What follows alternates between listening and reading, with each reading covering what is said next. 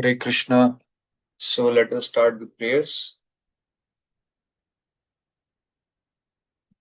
Namo Vishnupadaya Krishna Prishtaya Bhutale Srimate Bhakti Vedanta Swaminiti Namini Namaste Saraswati Devi Gauravani Vicharini Nirvishesha Shunyavadi Paschatya Deshatarini Jai Shri Krishna Chaitanya Prabhu Nityananda Shri Advaita Gadadhara Srivasadi Gaur Bhakta Hare Krishna, Krishna Krishna, Hare Hare, Hare Ram, Ram Ram, Hare Hare.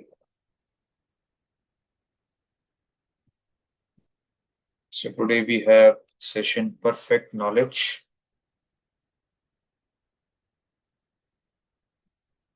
Taruna ji, am I audible? You are there in the session?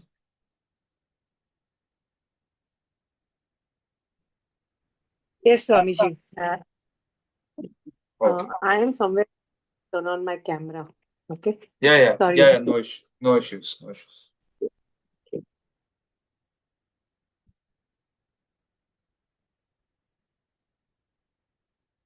So today's session is dedicated to His Divine Grace, Sri Bhaktivedanta Swami Srila Prabhupada. So in this world, there are various modes of acquiring knowledge. One of the prominent ways are through the senses, through our intelligence, and we acquire this knowledge mainly through two important processes which are mentioned in the Vedas. So the first process which is mentioned is called Aroha Panth. Aroha Panth is called ascending process of knowledge. So what is ascending process of knowledge? Ascending process of knowledge means where we try to understand anything in this creation by using our intelligence, our senses, and our research work to understand anything in this creation. So we don't rely on other sources. We use our intelligence and senses, and based on that, we try to understand directly, or we try to do some research work so that we can understand the truth in this creation. But when it comes to Aroha Panth, we have to understand, we are trying to understand anything in this creation by using our senses, this intelligence, and this body. But the problem with this material body is that all of us have four imperfections, which are mentioned in the scriptures. First imperfection is called Karanapatva. Karanapatva means we all have imperfect senses. Second imperfection is called Pramad, which means illusion.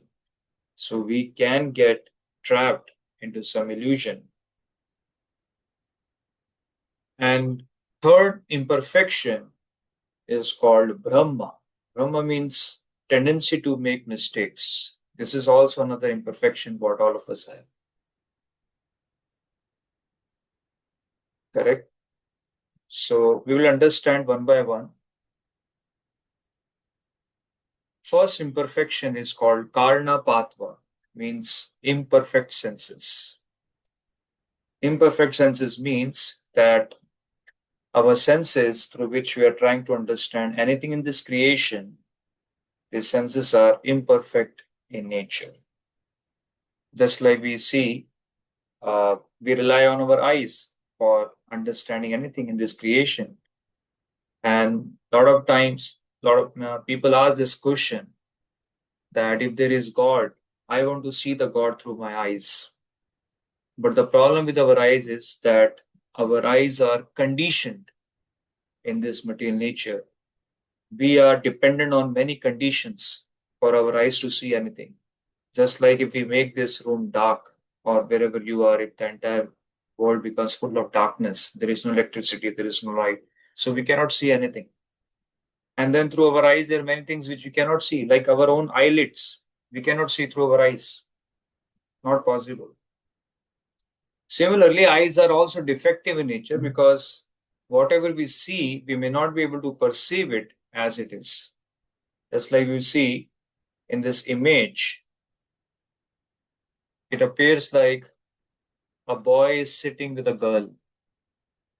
But if you go near this person, you will see that actually there is a dog. So not easy to perceive sometimes. And then human eyes are having a a limitation in terms of seeing things in this world. So human eyes can detect radiations between a wavelength of 4,000 to 7,000 angstrom, like infrared radiations. We cannot see through our eyes. Why? Because the wavelength of these radiations is longer than 7,000 angstrom. Similarly, when it comes to ultraviolet radiation, then the radiations are shorter than 4,000 angstrom. So again, through our eyes, we cannot see them. That shows that our eyes are blind outside the range of 4,000 angstrom to 7,000 angstrom. And there are many things which we see, which we don't see, but we believe, just like if we see outside air, air we cannot see through our eyes, but they are present. Air is present there, correct? But we believe in them. Similarly, X-rays. Everybody goes for the X-ray checkup, but we don't know, cannot see X-rays through our eyes. So that shows that our eyes are defective, limited. They cannot see everything in this entire creation. Similarly, when it comes to our tongue, so tongue also sometimes cannot taste properly. Just like you eat orange after sugar, then the taste of the orange will change immediately. I mean, you will not be able to get the real taste of the orange. The taste will become sour. Or if you take orange after lemon, then the taste will become sweet in nature. Then also you'll not be able to figure out the real taste. So why it is happening like that? Because your tongue is not able to work properly. So tongue is also not very perfect in certain situation. So that is also our conditioned nature in this material world. Similarly, our hearing also is not all perfect. If there is a sound outside the range of 20 hertz to 20 kilohertz, then also we cannot hear that sound. But there are many animals who can hear these sounds, which are beyond this range. So that means, again, our ears cannot figure out everything perfectly. So which shows whether we talk about our ears, eyes, tongue, and nose, so we can see only, we can compare our nose with the dogs. Dogs can smell much more perfectly than us. Correct? Sitting inside the room, only they can judge who is there outside. So we can see our senses are imperfect. Second effect is called pramad, means illusion. So we can get trapped under some illusion in certain cases, just like if you see the sides of the square, they appear to be bent.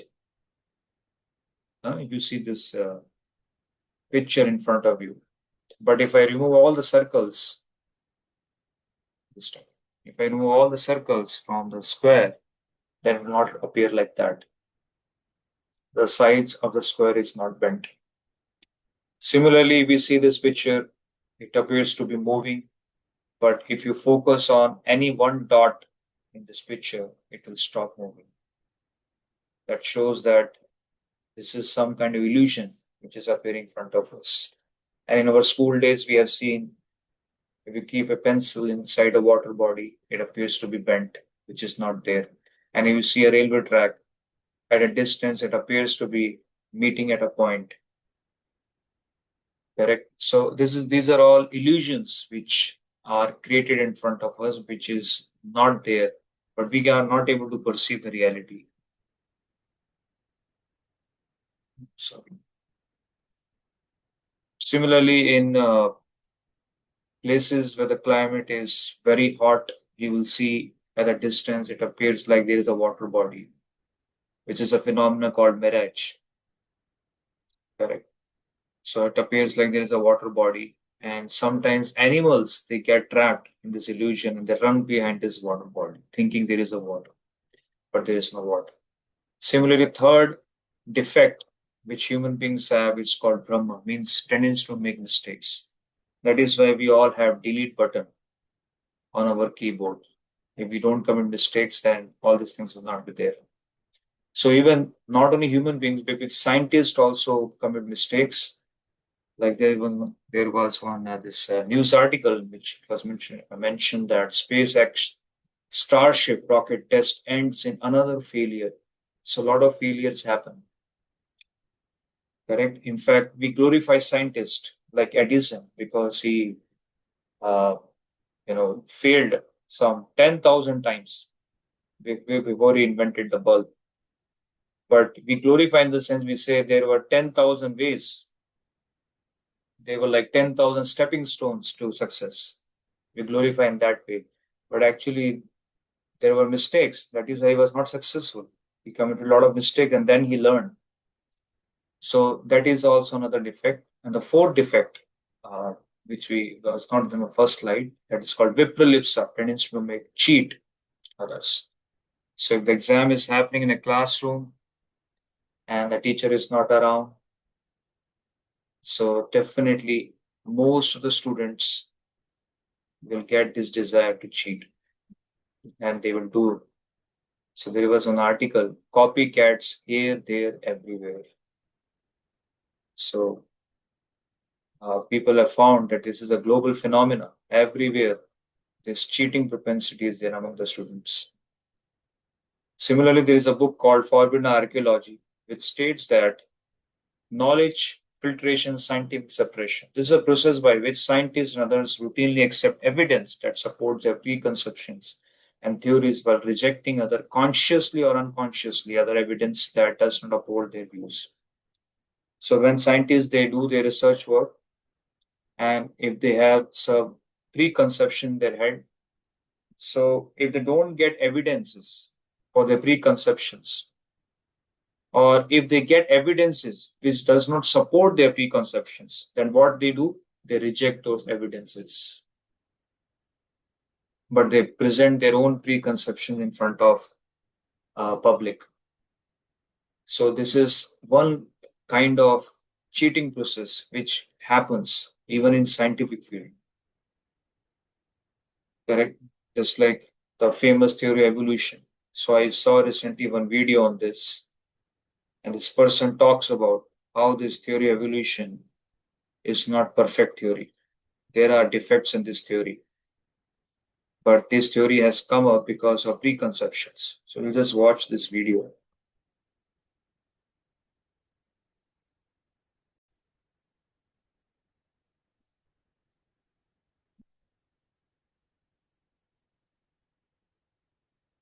So I sent him 30 questions. I thought they were perfectly legitimate, fair questions. I said, a woodpecker's tongue goes all the way around the back of his head and comes on top of his left eyebrow, left nostril here. Would you please show me any fossils that have been found, intermediate species between a normal bird and a woodpecker, with his tongue going all the way around his head? What evidence do you have of how this evolved? That question never came up. I don't know what happened to it. But I said, termites chew on wood and they swallow it, but termites can't digest it. It goes into their stomach, and there's little tiny critters in their intestines that actually digest the cellulose. Now those little critters can't live without the termite, and those termites can't live without those critters. Which one evolved first? I thought it was a fair question, but it never came up. I don't know what happened. I think they lost my list. But anyway, one of my favorite things to do is asking questions to people who believe in evolution. So I asked this professor if I could ask him some questions about the Big Bang. He said, sure, what would you like to know? I said, well, sir, you told me 20 billion years ago all the matter in the universe was squished in this little tiny dot, and it was spinning faster and faster and exploded. I said, where did all this matter come from? He said, well, we don't know that for sure. I said, okay, now, sir, hold it. If I told you that I believe about 6,000 years ago God created the heaven and the earth like the Bible teaches, you're going to say, and where did God come from? And I don't know. But you said 20 billion years ago there was a Big Bang, and you don't know where the dirt came from. So basically, I believe in the beginning God, and you believe in the beginning dirt. Don't tell me my theory is religious and yours is science. Oh, no, sir, they're both religious. So nicely presented that even scientists also have their preconceptions. Just like in scriptures, they say this is all mythology, this is myth. So this is also another kind of myth which is not fully proven. And then a lot of people are aware of moon landing. And so there are people who believe that human beings actually went to the moon planet and they landed on that planet. But there are many theories which support that human beings never went to the moon planet, never landed on that planet. So there is one short video to understand how this there was some conspiracy.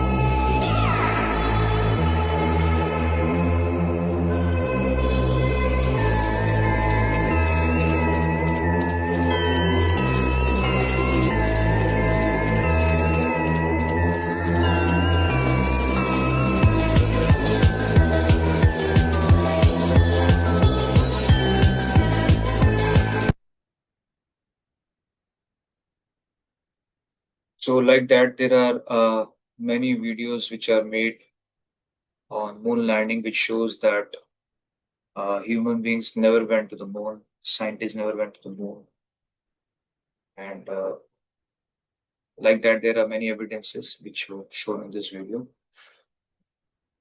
So finally, Arohapan, the process of knowledge, which is called ascending process of knowledge. Here we have to understand that our senses are imperfect. We have 4 inherent defects.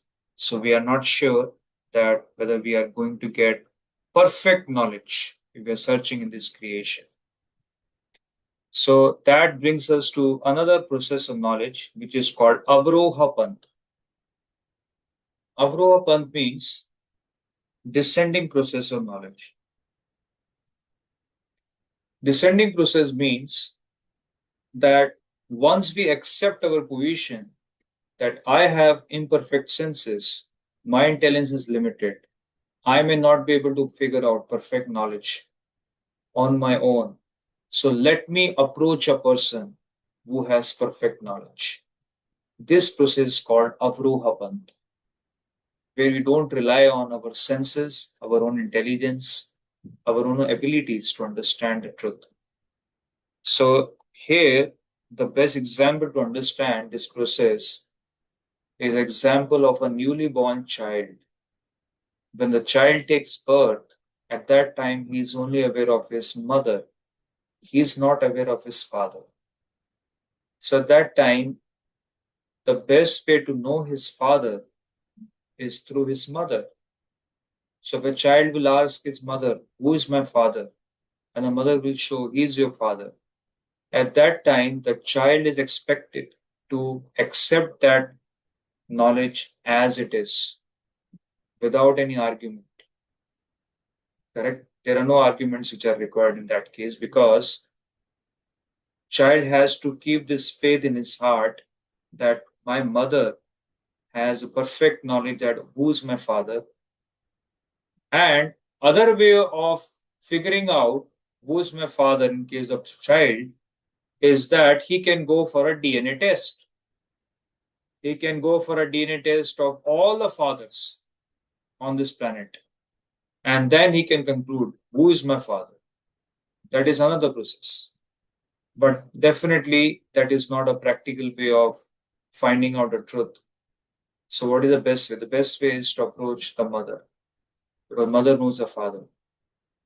Similarly, in our case, we are also meant to approach a person who knows this entire creation, who has created everything. Because with our limited sense and intelligence, we may not be able to understand everything in truth, like in case of this child. So in ascending process, what happens? We approach a perfect source, and source of hearing that must be from authorities. Authorities means who are above these four defects, who don't have these four defects just now which we discussed, and must be passed down without any changes. So if we are receiving this knowledge from authorities who are above these four defects, who knows everything, then that knowledge should come to us without any changes, without any addition and subtraction of the knowledge. So Avruha Panth is therefore passed on by oral reception toto. It's not speculative deductive and is complete if received from authoritative sources. So that is why this source of knowledge can be rendered as perfect. Now let us see from where our present understanding coming in this world. So our understanding right now is coming from the modern science. But if I ask you, can modern science give us a perfect knowledge? Then we have to understand, although science is trying their level best, scientists are working very hard, but they may not be able to give us the perfect knowledge. Why it is like that? So we'll try to understand this today. So just like if we talk about this country, India, or any other country, correct? So India, there are billions of people who are living here. And suppose in this country, there are some scientists who are trying to figure out, trying to attain perfect knowledge. Now, let us see India on the world map. Correct? India looks to be a very small place on this entire world. Now, this entire place is on our planet, and then Earth planet is not the only planet. There are many other planets along with Earth. And there are planets which are even bigger than Earth, like Saturn, Jupiter. And if we go near Sun planet, then Earth appears to be like a dot. That is the size of Sun planet. Huge. If you mention Sun is almost like 15,000 times bigger than Earth. Now just see the size of Earth planet and size of any country, and in that country, just imagine the size of the scientists who are living there on this planet Earth and who are trying to understand this creation. And as per the scientific research work, they have found that Sun is not the only planet. They say there are some other planets which are much more bigger than Sun planet. And we are talking about only this universe. So if that is the case, that means Sun is very small as compared to those planets. And now just see where is Earth and where are our scientists. Correct? In fact, they say there are much more bigger planets which we have never seen. And in comparison to those planets, Sun appears to be like a small dot.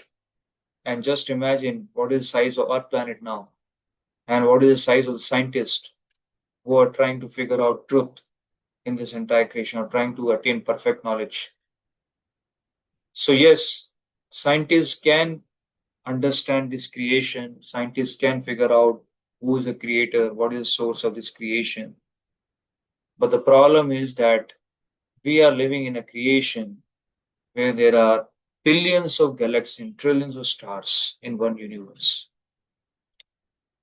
And in one universe, Earth is not even a small dot. And if we talk about this material creation, there are innumerable universes, Brahmandas. So the problem with us is that although we are working very hard to understand this creation, but we are a small speck in this gigantic creation. Just like a small ant who is moving in your room. If you ask that ant, what is happening in this world? If you ask that ant about the wars which are going on, Iran, Israel war, Russia-Ukraine war, if you ask that ant, what that ant will say? Suppose there are some ants who are scientists, and they are doing a lot of research work to figure out about this creation. They're trying to understand this creation. So the problem is that in case of an ant, it's too small to understand this creation, to understand not creation, even this planet, what to speak other things. So same thing is happening with us. Human beings are very tiny jivas in this entire creation. Today we are not able to go to moon planet, what to speak other things. And there are so many Brahmandas, universes, so many planets are there, and it is so difficult to conceive the size of this creation. So just like an ant, we have to accept our position that we are very tiny jivas in this creation, and I may not be able to figure out the truth on my own. Let me approach a person who knows everything. So that is where we follow the process called descending process of knowledge, where we approach the person who is a creator himself, who is a creator of this entire creation. Creator himself is God himself, or we address the same God as Krishna, different names we address that person. So that God, who is Supreme Personality of Godhead, the person who has created everything, he has imparted this knowledge in the heart of Brahma. Brahma is the first person as per the Vedas. And he has given the entire knowledge of Vedas like this, and which is passed on through many sages. And 5,000 years back, one sage, Vyasadeva, he also gave this knowledge of Vedas in written format. And today, Vedas are giving us the perfect knowledge of this universe, of this creation in different ways. And today, modern man is utilizing this knowledge of the Vedas. And if I share some examples, like the science of Ayurveda, today everybody knows about the science of Ayurveda, correct? This science has come from our Vedas. Or we talk about process of yoga. Today, entire world is practicing yoga system. We celebrate International Yoga Day. This science is revealed in our Vedas. Or the science of astronomy, correct? How we prepare our horoscopes. So this is all based on astronomy. This science also has come from the Vedas. Or the process of metallurgy. This was not there anyway, but this was there in our Vedas. Through the Vedas, people got to know about this knowledge. And there are many predictions which were given in the Vedas, like the prediction of Lord Buddha. So it mentions Srimad Bhagavatam, Tatha kalau sampravrate sammohaya suradusha buddha naman jana sutta kikateshu bhavishyati. Then in the beginning of Kali Yuga, the Lord will appear as Lord Buddha, the son of Anjana in the province of Gaya, just for the purpose of deluding those who are envious of the faithful theist. So it is clearly mentioned about the place and the purpose for which Lord Buddha appeared in Kali Yuga. And then about the many kings, like Maurya dynasty is mentioned there in Srimad Bhagavatam. Navanandan dujakaschit prapanan udarshyati tesham abhava jagati Maurya bhokshanti vaikala. A certain Brahmana Chanakya will betray the trust of King Nanda and his 8 sons and will destroy their dynasty. In their absence, the Mauryas will rule the world as the age of Kali continues. Age of Kali means this time period which is going on right now is called Kali Yuga. And there are a lot of predictions which are given about this Kali Yuga period. And if we read the Srimad Bhagavatam, everything is visible in this age, if we read Srimad Bhagavatam, all the symptoms which are mentioned there in the scriptures, we can clearly see today happening in the human society. Correct?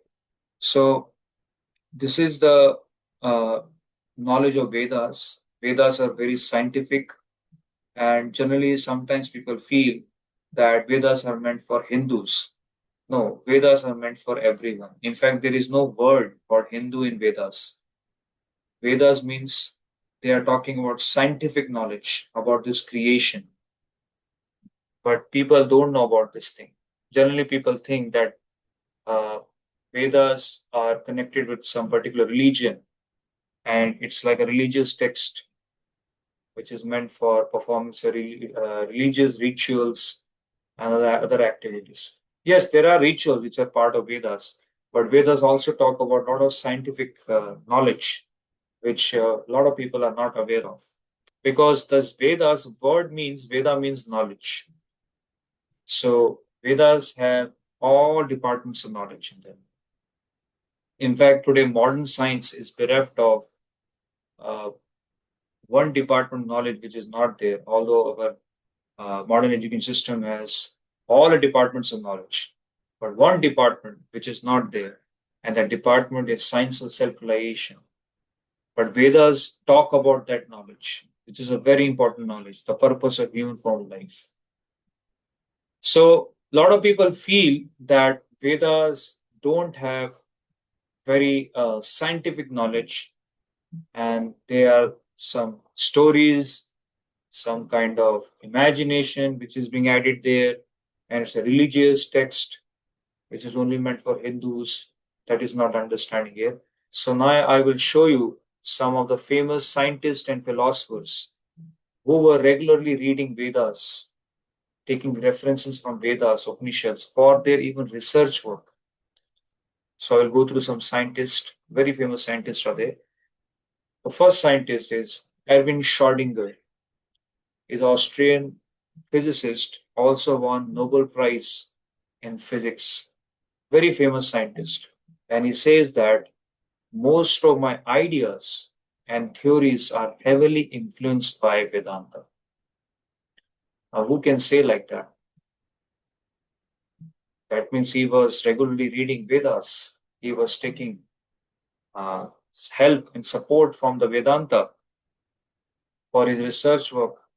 And he's not an ordinary scientist. He's a Nobel Prize winner in physics. So he says that my ideas and theories, means ideas and theories regarding physics, are coming from Vedanta. So this is a statement by Erwin Schrödinger. Then Werner Heisenberg, he is a German Nobel Prize winner, and he is the person behind quantum mechanics. Quantum mechanics is a very important concept and is used in most of our gadgets. Quantum mechanics has played a very important role in behind our laptops, smartphones, everywhere you will see. So he says that quantum theory will not look ridiculous to people who have read Vedanta. Just imagine that this quantum theory is there in Vedanta also. And this is mentioned by another Nobel Prize winner. He's a German scientist. He says that means he has already read Vedanta. That is why he's able to say like that. So even these scientists were taking guidance from the Vedas. Then Robert Oppenheimer, he is the father of an atomic bomb. He says access to the Vedas is the greatest privilege this century may claim over all previous centuries. Let's look at the statement he's making. This is the greatest privilege this century may claim. So I will show you one video in which Robert Oppenheimer is talking up from Bhagavad Gita. We knew the world would not be the same. Few people laughed. Few people cried. Most people were silent. I remembered the line from the Hindu scripture, the Bhagavad Gita. Vishnu is trying to persuade the prince that he should do his duty, and to impress him takes on his multi-armed form and says, "Now I am become death, the destroyer of worlds." I suppose we all thought that one way or another. So this statement of Robert Oppenheimer from Bhagavad Gita. So he was also reading Bhagavad Gita. He's a father of atomic bomb. Neil Bohr, who is a Danish physicist, again another Nobel Prize winner. He is the person behind atomic structure, quantum theory. He says, "I go into the Upanishads to ask questions." So these are not ordinary statements. These are statements of one of the biggest scientists in the history of human beings. So he also says that he go into the Upanishads to ask questions, to take guidance from Upanishads for his research work. Then Alfred North Whitehead, he says, Vedanta is the most impressive metaphysics the human mind has conceived. Now, he is a British mathematician, logician, and philosopher. He says that this is the most impressive metaphysics. Just imagine metaphysics, quantum theory, physics, atomic theory, everything is there in the Vedas. So how we can say that Vedas are simply some religious books or connected with some particular religion? No, Vedas means which has a depth of lot of depth in terms of physics, chemistry, mathematics, anything we talk about. Lin Yutang is a Chinese scholar and author. He says India was China's teacher in trigonometry, quadratic equations, grammar, phonetics. So trigonometry, quadratic equations are also coming from the Vedas. Correct? He's a Chinese scholar and author. And Francois Voltaire, he says, everything has come down to us from the banks of the Ganges. He's talking about Europe, and he's saying that everything is coming, means the knowledge, the philosophy, science, whatever we see in this world. He says everything has come down to us from the banks of the Ganges. Why banks of the Ganges? Because on the banks of Ganges only these Vedas were written. Vyasdev, he was performing severe tapasya austerity on the banks of Ganges at Badrinath. And from there we are getting this knowledge of Vedas. This is mentioned by Francois Voltaire.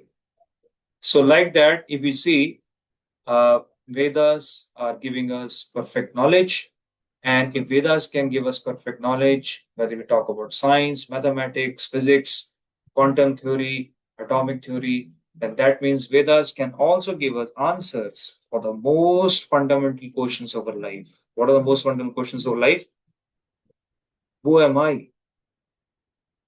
Very important question. Today we don't know who are we, from where I have come.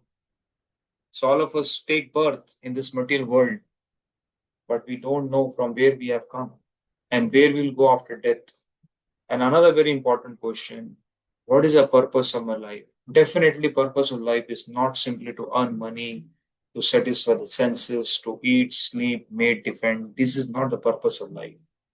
Human form life is very different from animals. Yes, for the animals, the goal of life is sense gratification, eating, sleeping, mating, defending. But human form life is very different. They are meant to achieve something else. The goal of life is called self-realization.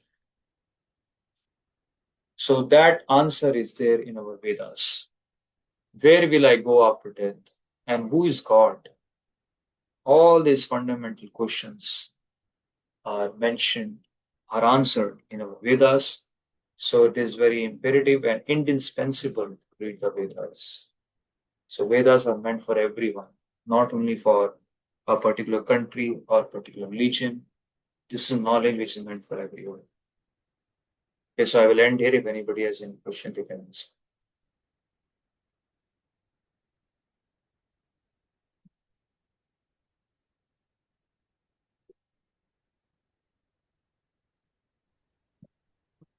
Swamiji, you said that God gave this knowledge, and then you said Vyasa who wrote it down 5,000 years ago.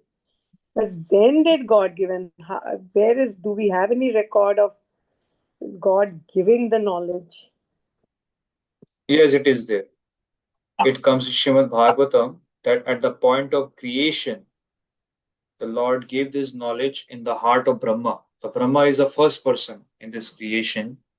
So he transferred this knowledge in the heart of Brahma. That is why this creation happened. Okay.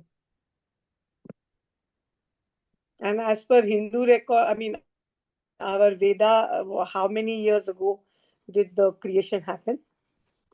Yes, so right now the age of Brahma is around 51 years. 51 years means one day of Brahma is equivalent to 1,000 Mahayugas of Earth planet. And night of Brahma is another 1,000 Mahayugas because time is relative in this world. So if you go to Brahmaloka, which is the topmost planet in this entire creation, there the time span is much more different from Earth planet. So like that, one day of Brahma is 1,000 Mahayugas. One Mahayuga means there are 4 yugas: Satyug, Dwapar Yug, Treta Yug, and Kali Yug. 4 yugas come in one Mahayuga. I mean, it's a very big time span. So like that, he has already lived for 51 years. 51 years. That is the age of Brahma. The first person is creation. So we can just imagine 50 years. One day is 1,000 yugas of Earth planet. Like that many years. Got it.